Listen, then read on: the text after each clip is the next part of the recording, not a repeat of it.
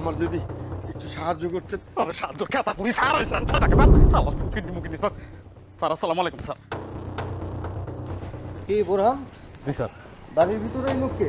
তোমাকে না কতবার বলছি বাড়িতে কাউকে ঢুকতে দিবা না? স্যার ভিখারি, এক নাম্বার ভিখারি স্যার। ওই যে ভিক্ষা করতে আইছে তো, আমি খেদাই দিতেছি, যায় না স্যার, যায় না। এই যান না, যান না। খোকা, এই তোমার খোকা। বাবা, আরে বাবা, আর মানিক, ওই এই দেখ তোর গাড়ি, এই যে তোর জন্মদিন, তুই তো আমার আর্য বাজান দে। বাবা নেই, তোর আমি কত জায়গায় খুঁজছি বাবা, তোর আমি কোথাও পাই না রে বাবা। বাবা,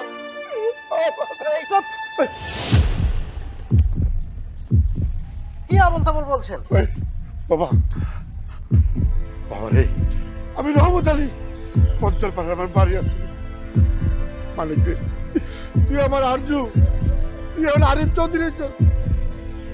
ওর সাথে এমন করে আমার দেখা হয়েছিল, আমি তোর ভাবতেও পারি না বাপ, ভাবতেও পারি না। খুব সামনে কথা বলুন, অশিক্ষিত জঙ্গলি ভিখারি কোথাকার।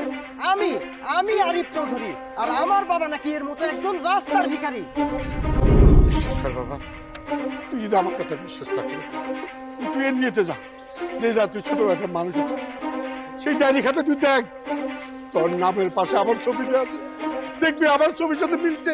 ও আচ্ছা, আপনি তাহলে সেই গ্রেট জন্মদাতা যে সামান্য কিছু টাকার লোভে একটা এনজিওর দালালের কাছে নিজের ছোট্ট ছেলেকে বিক্রি করে দিয়ে